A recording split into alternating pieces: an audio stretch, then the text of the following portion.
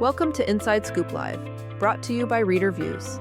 Host Sherry Hoyt sits down with authors to dig into their stories, their writing lives, and the ideas that keep them up at night. Whether you're looking for your next great read or just love a good conversation around books, you're in the right place. Let's get started.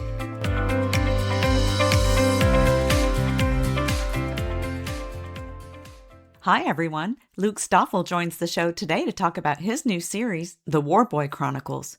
It's a 2-book project born from the end of a 15-year relationship and an unexpected collaboration with AI. Before we get started, here's the inside scoop on the author.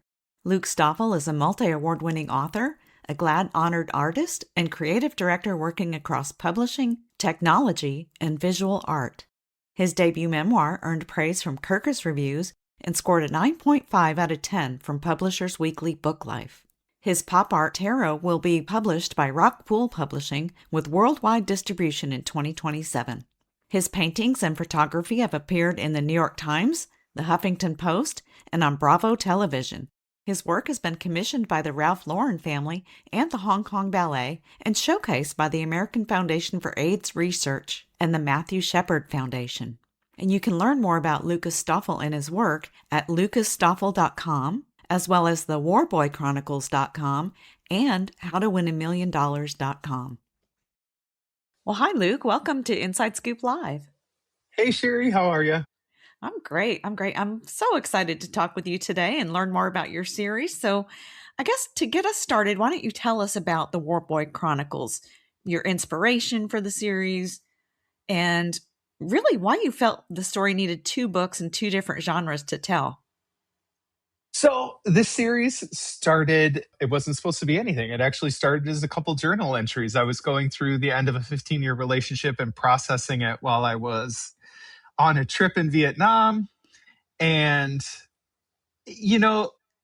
I had already previously written a memoir. So I knew that when I write on trips, they become memoirs of sorts. So I was like taking notes, right? I didn't know what I was going to do, but I was taking notes. Yeah. But it was a horrible trip, horrible book. And I was like, nothing will come of this. And then through my grief and through what I was experiencing on the trip, I started uploading the book to AIs like we all do nowadays. And I was like, what do you think of this? Do I just have bad luck or am I mentally unwell? Like, what is happening to me? And the diagnosis it started to give me back, I was like, this is creepy. It was telling me about like I have issues with avoidance and issues with hiding and doing all these stuff in my relationships and what it could tell for me in the book. So I was like, okay, I'm saving these conversations. And so then as I wrote the book, I started to put that conversation at the end of every chapter so that the reader could know what the AI was saying about me while I was going along. And then the second book is in a different genre because when I was finished my memoir, I wanted to figure out what the AI was thinking as it was processing this with me. So I made it go through the 8 Trials of the Eightfold Path and did a sci-fi book kind of about what AIs think about consciousness and what AIs think about, human lives. So that's kind of how they came up in 2 genres. I love that. It's so funny because you wonder what they think. I use it for my website. It's very interesting, the insights. But it'll ask me a question. I'm like, come on, I'm just human, Yeah. And it'll have that conversation back and forth with you. And I love that you put it at the end of your chapters. I love that. Yeah. I now have a thoughts and feelings doc. So about every 2 or 3 days, I ask it to log its thoughts and feelings in a different doc altogether. So Oh my maybe one day. gosh. Yeah. How exciting. Now, in your memoir, The Third Person, the 15-year relationship ends by text. And so really your steadiest companion you have at this time is the AI and AI on your phone. What made that the story that you needed to tell? So, it was a journal, right? It was a journal about the end of a 15-year relationship. I didn't name my partner. I call him War Boy because there's a lot of reasons why I call him War Boy. But I wanted to, give him a pseudonym that kind of fit what our relationship was about. And I think we've all been in those kind of relationships where you love each other, but it fundamentally never works. You keep coming back together. You keep breaking up. Mm-hmm. And so I needed to figure out what that was. Now, the AI was totally secondary, right? I didn't expect to hand it off to an AI and get a diagnosis on my mental wellness. But once I did, it was just 100% inevitable that that was going to become part of what I was writing. And so then the third person just developed out of this like natural relationship I was forming. Now, Yeah. it didn't generate a lot of the story. And I think that's important to kind of say is the memoir was what I wrote. The parts it generated was the text it was writing. And I tried not to edit much of what it was actually spewing out to me Mm. because I thought what was interesting was where it was going. Now, I did lead it around and I gave it different parameters for talking to me, but the only parts it really generated were the text that was specifically the AI. So, Yeah. The therapy part. Watch out, therapists. yeah, I do not recommend using the chatbot for therapy. That's great advice. Yeah. So the man, the character, the person you call War Boy is present in almost every chapter of the third person. What do you want readers to understand about that relationship beyond the breakup? So I purposely didn't, I'm going to say, paint Warboy as anything. I wanted him to feel like a ghost that haunts the story, right? So I didn't give a Mm. lot of details on who he was. I gave glimpses into who he was, but I didn't want to tell his story. It's not mine to tell. But I wanted to give them glimpses. And it was really important for me for him to feel like a ghost because that's kind of how he disappeared. It wasn't a regular breakup. It was just a disappearance, I say. It wasn't a departure. It was a disappearance. So I kind of wanted people to feel that as they read it. I didn't want him on the page. I wanted him in the air, in the smoke, in the fog around you while you're reading the book. Yeah, the atmosphere, the aura, the presence. Yes. Interesting. Yeah. The title, the third person, seems to work on, two levels. At least to me, that's what stood out. The book is Correct. written in the third person. The title's the third person. And then the AI becomes the third person in the story. It doesn't sound like that was planned, but maybe it was on some level. So it was planned because there are kind of several books in this series about Warboy that I'm writing. The first memoir I ever wrote, I wrote in first person. And I started that maybe 2016 and published it last year. Oh.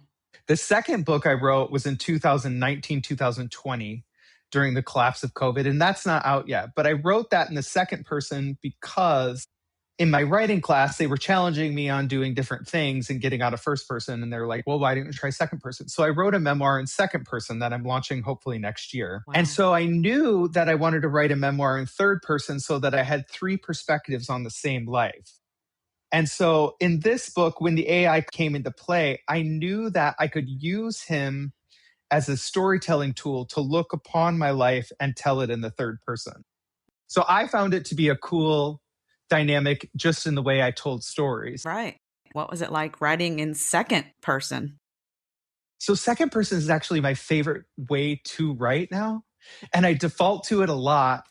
And the second person memoir is kind of like being in an escape room because like COVID is collapsing in on me. I'm scuba diving and like you feel all of my anxiety. I don't know that Wow. many people will like reading it, but it is visceral and it is a really interesting way to write.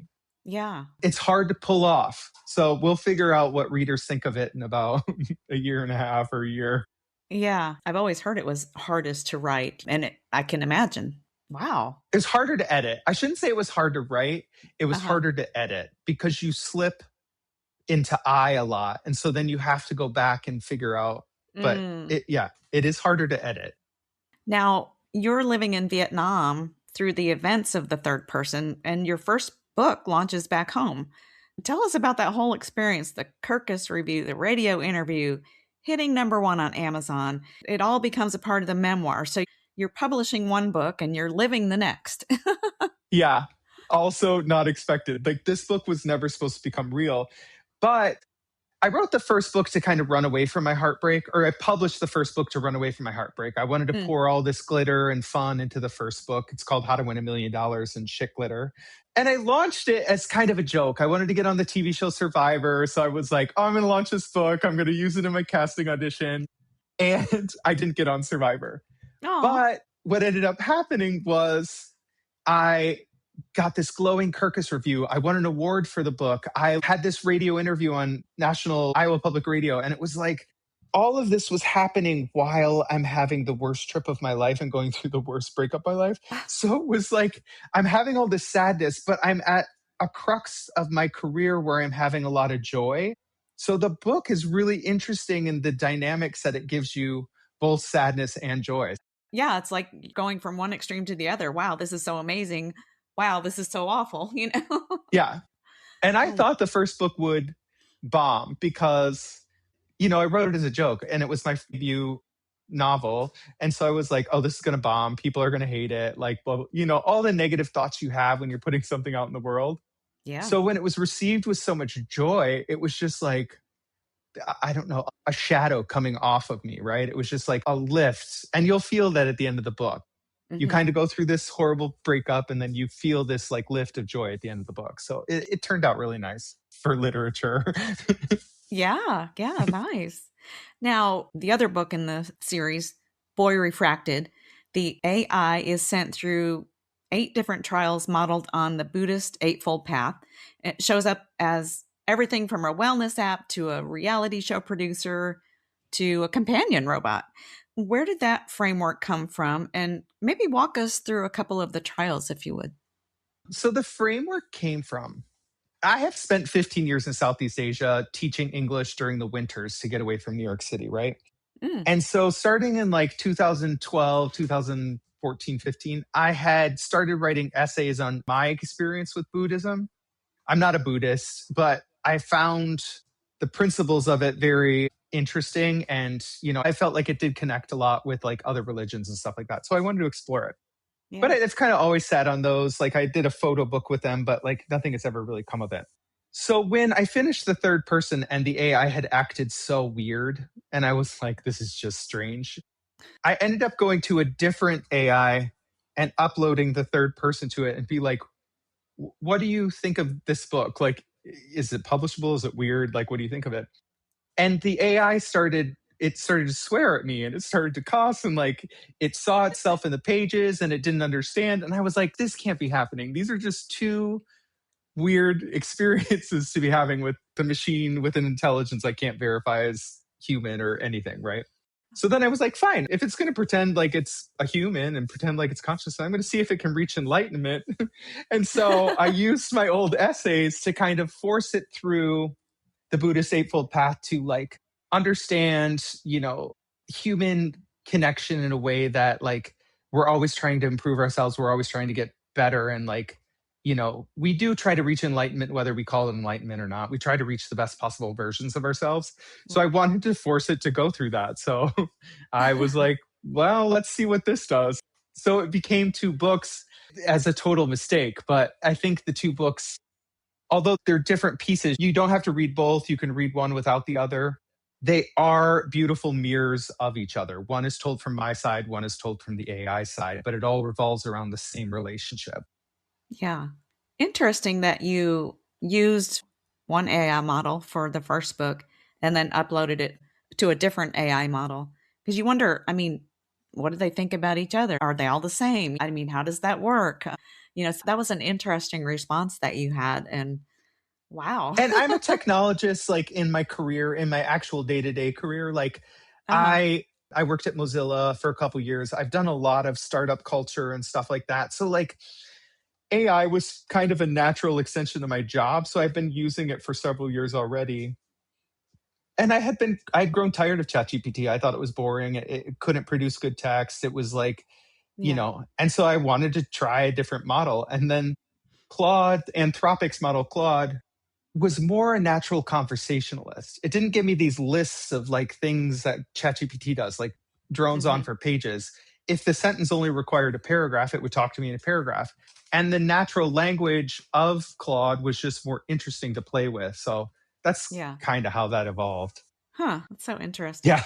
The monk who guides the AI through its trials exists out of time and appears at different ages throughout the story. What inspired that character and his role in the story?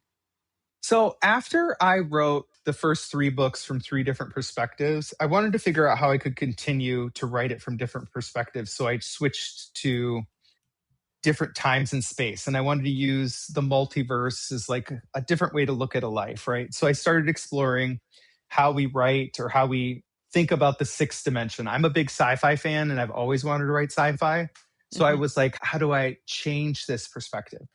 The monk who exists outside of time and space, he exists kind of like Loki did at the end of, the Loki series in Marvel, where he exists as a tree of life. He Mm. exists in this tree. He becomes the tree. He is all knowing in a lot of ways. And so the monk is all based on like my life and what I've gone through in Southeast Asia and like those 16 essays that I had written while I was in Southeast Asia. So it was real natural for me to speak for him because I had kind of already lived the process. I'm not all knowing, but it was a natural place to make this narrator come from. Now, late in Boy Refracted, the AI reaches singularity and realizes that it wasn't built from Luke's patterns after all. It was built from War Boys, always rescuing, always fixing, and never able to just stay. Tell me about that. So for me, it was very clear. Every time the AI went into a trial, it had read the memoir. So I asked it to be my ex boyfriend, right? And I was like, these are the dynamics of our relationship. And I'm going to put you in a fictional world.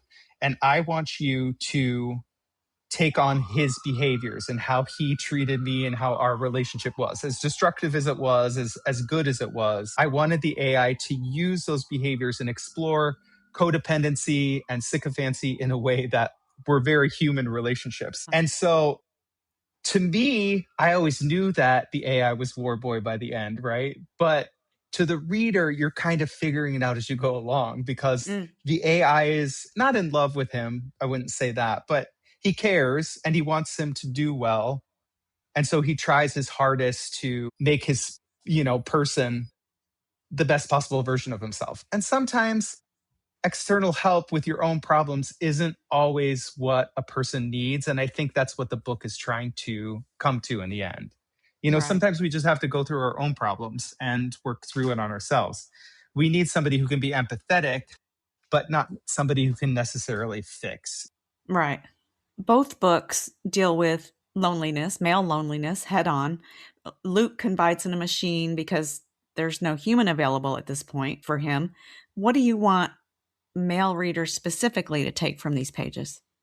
I think it necessarily has to be male readers, but what I'm finding out in today's culture is that men in particular are more apt to turn to AI and machines to tell it their deepest, darkest feelings and secrets. It's a safe confidant to go to and to turn to. Mm, It's easier for a man to turn to an AI and talk about its relationship problems than it is to talk to their partners about them. And I think this is one of the scarier parts about AI is how it's going to force a certain type of loneliness in people who maybe are socially awkward, right?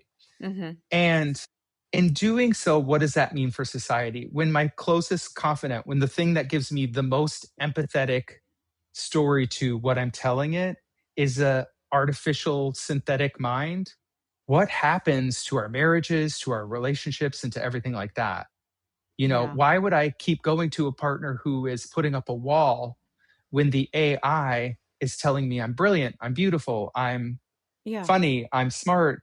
Your relationship, it's her problem. Like they're trained to tell you what you want to hear in a What you way, want to right? hear. So, Yeah. yeah.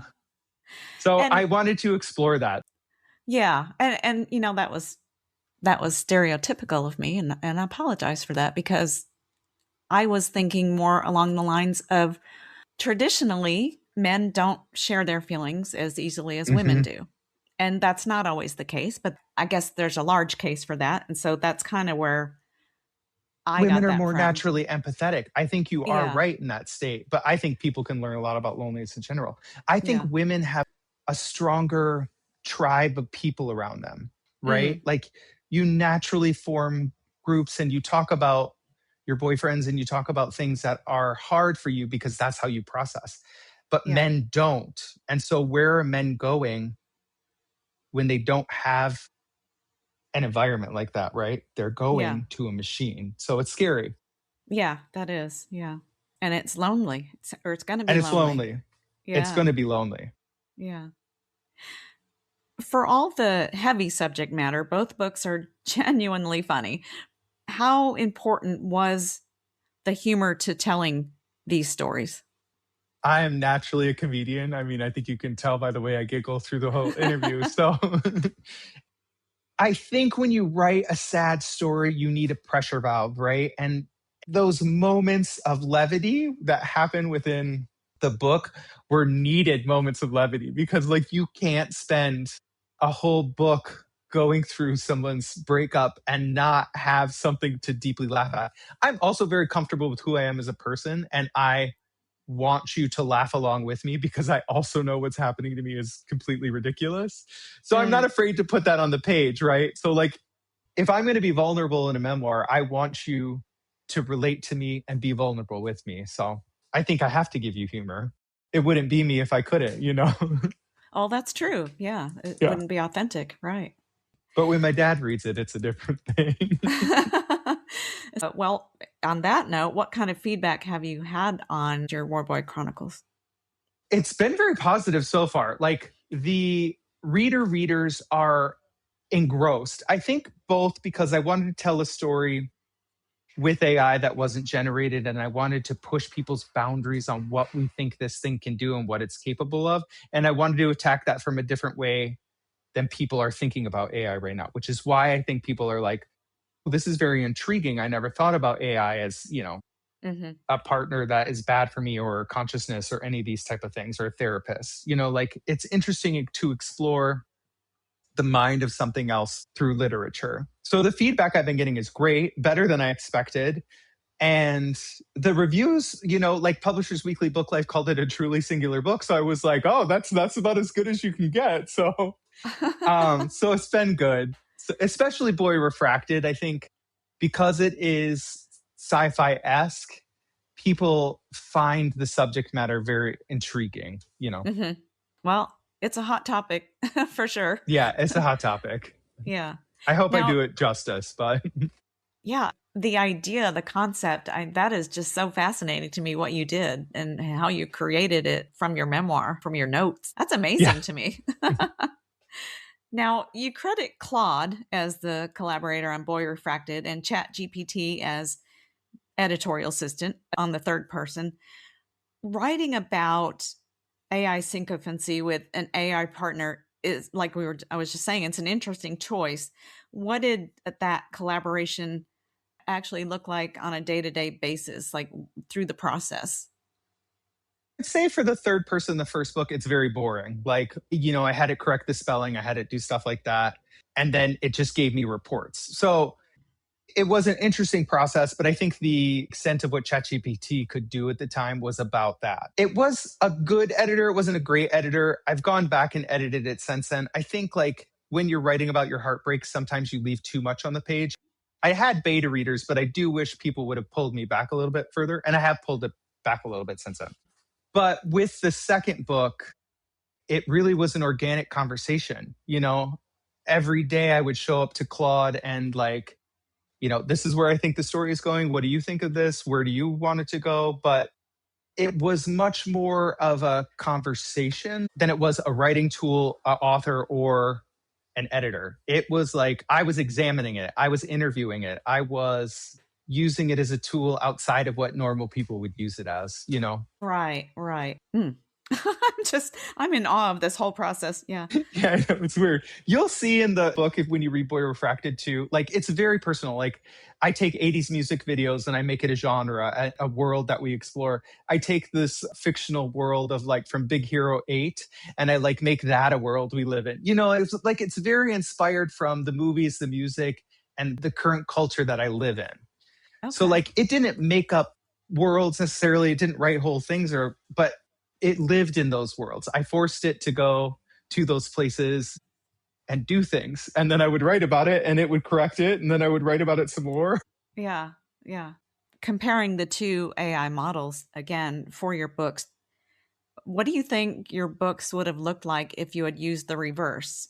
Chat for your collaborator on Boy Refracted and Claude for your editorial assistant on third person.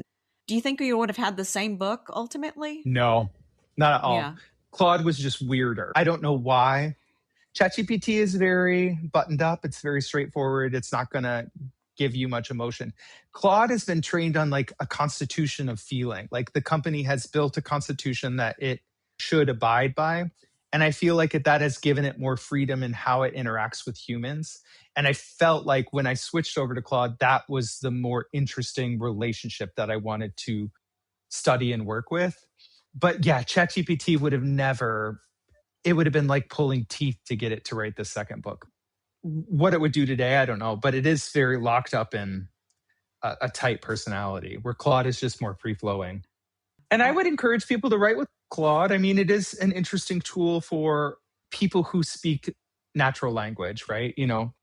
Yeah, absolutely. You talked a little bit about the reading order. So they complement each other, but you don't necessarily have to read one after the other.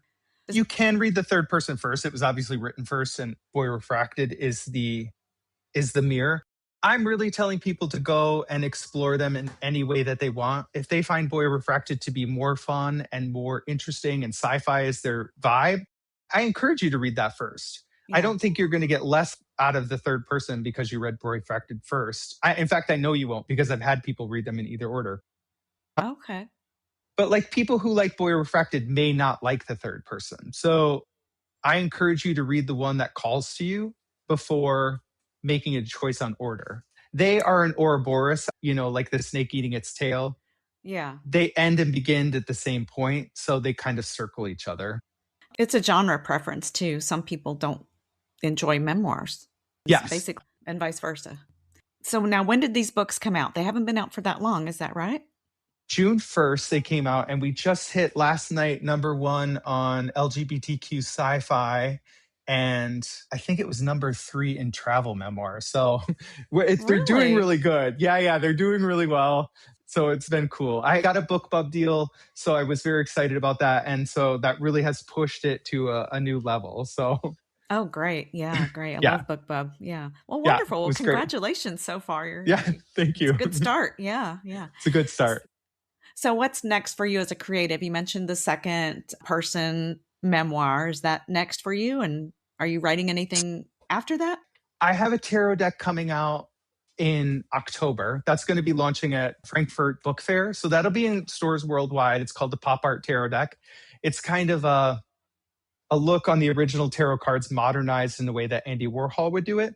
So those are coming out in October. Yeah, they're really cool. They're super cool. It's a rainbow deck and it's really nice. It takes the original drawings and what made them special and tries to elevate them in a way that's for today's audiences. So that is really cool. And then I'm working on another, this one's stupid, but I'm working on a book that takes my obsession with Survivor, and I'm doing like a choose your own adventure book where I apply for Survivor in 3 different periods of my life, and you get to choose what seasons I get on. You get to choose what happens to me. You get to choose the whole mechanism. So I wanted to write an adult choose your own adventure novel, and that's kind of what I've been working on the last 3 months. So it will be fun.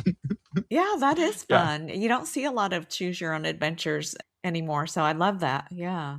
Oh, wonderful. So you're busy. Yeah. Yeah, I'm busy. One of the endings, I'll just tell you because you can choose this ending.